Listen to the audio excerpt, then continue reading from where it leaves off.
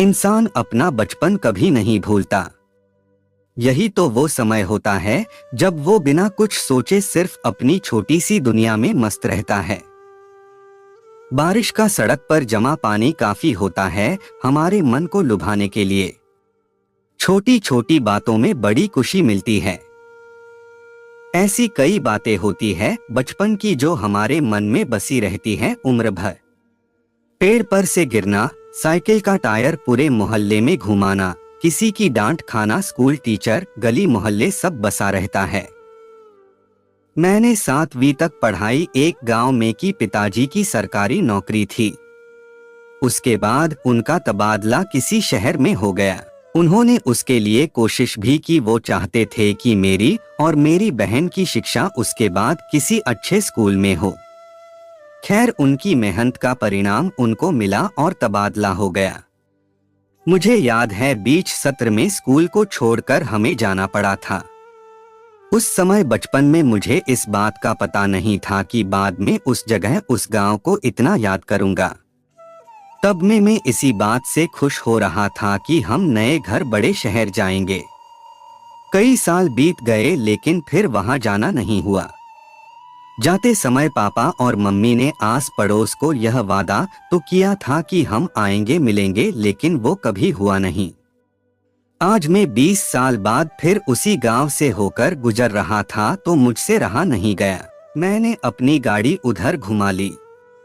इन सड़कों पर मैं इतने साल बाद आया, लेकिन अभी भी मुझे लग रहा है जैसे यह मुझे जानती है और मैं इन्हें जैसे कि खुद ही खुश होकर रास्ता बता रही है, स्वागत कर रही हो। मुझे सबसे पहले अपना स्कूल देखने का मन किया, इसलिए मैं वही गया। स्कूल आज भी वैसा ही था। कई बार शायद सिर्फ रंगाई पुताई हुई होगी, लेकिन एक बाथरूम के अलावा नया कुछ भी नहीं बना शायद। थोड़ी देर में अपनी आंखों से स्कूल को देखता रहा। आधी छुट्टी के समय बच्चों को देखकर मुझे अपना बचपन याद आ गया। बच्चे को भीड़ स्कूल के गेट के बाहर जमा हुई। एक अम्मा अपना टोकरा लिए वहां बैठी थी। हमारे समय में भी यही होता था। हम लोग भी ऐसी ही जमा हो जाते थे। टोकरा लिए हमारे समय पर कोई आता था। टोकरे में खट्टे मीठे बहुत सी तरह तरह की चीज होती थी। उन्हीं यादों को फिर से एक बार जीने के लिए मैंने भी उस अम्मा के टोकरे से कुछ लेने को सोचा। मैं फिर एक बार बच्चा बन उस अम्मा के टोकरे के ओर चला। बच्चों के हाथों के बीच मैंने भी अपना हाथ उस अम्मा की ओर किया। अम्मा ने ऊपर मुंह कर मुझे देखा और पूछा कि क्या चाहिए। चेहरे पर छुर्रियां आंखें को मीच कर बार बार वो देखती थी। चेहरा मुझे जाना पहचाना लगा। मैंने पहचाना कि यह वही है जो हमारे समय पर भी आती थी। पहले से ज्यादा बूढ़ी हो गई थी, इसलिए मुझे पहचानने में थोड़ा समय लगा। इतना समय बीत गया, लेकिन आज भी यह उसी स्कूल के बाहर अपना टोकरा लिए आती है। यह सोचकर मुझे थोड़ा आश्चर्य हुआ।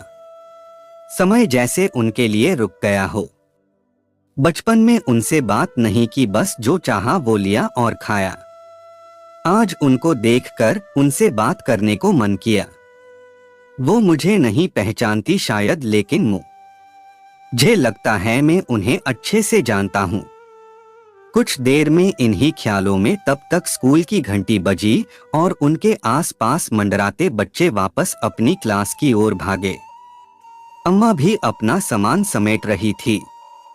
मैंने उनसे कहा, अम्मा आप अभी तक आती है, हमारे समय में आप आती थी।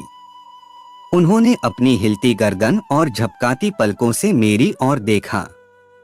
कान से कम सुनता था शायद, इतना कहने पर भी उन्होंने फिर एक बार मुझसे पूछा, क्या कहा?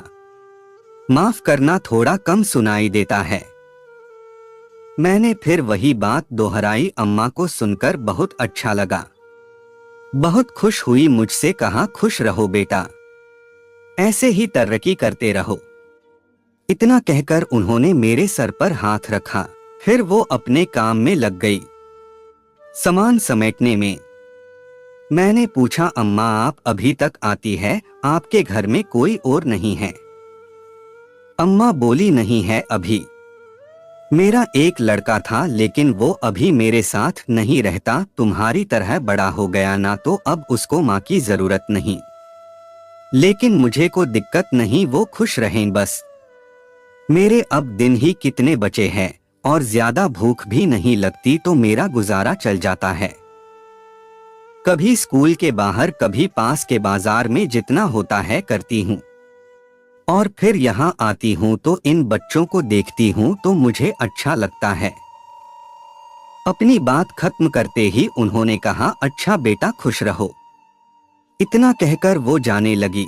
इस उम्र में उन्हें देखकर मुझे ऐसा लगा कि उन्हें कोई उम्मीद नहीं है, ना ही किसी से कोई शिकायत। वो उनके बेटे के बारे में मैंने सोचा कि और पूछूं, लेकिन फिर मैंने यह सोचकर नहीं किया कि क्या पता उन्हें तकलीफ हो।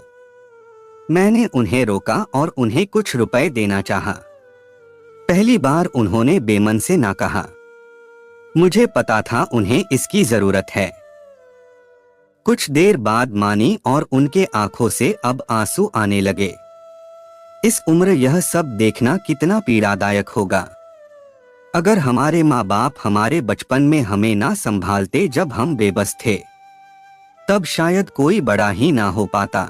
लेकिन जब उन्हें जरूरत होती तब अगर हम ना उनके साथ ना हो या उन्हें 2 वक्त का खाना भी ना दे सके, तो इससे बड़ी कोई शर्म की बात नहीं। मुझे यह सोचकर सुकून आया कि अच्छा हुआ मैं अपने बचपन के स्कूल गया। मैं कोशिश करता हूँ हर महीने उन्हें कुछ रुपए भिजवाने की। आपको यह कहानी कैसी लगी हमें कमेंट कर जरूर बताएं। इसी तरह की अच्छी कहानियाँ आप यहाँ पर पढ़ सकते हैं। यहाँ उपस्थित शिक्षाप्रद कहानियाँ आपका मनोरंजन करने के साथ दिशा भी देंगी। तो बने रहिए हमारे साथ और हमारे प्रयास को सफल बनाएं। आपका समय निकलकर हमारे साथ था, इसके लिए आपका धन्यवाद। अगली बार फिर से मिलते हैं नए और रोचक वीडियो के साथ। चैनल को सब्सक्राइब करना न भूलें। धन्यवाद और शुभकामनाएं।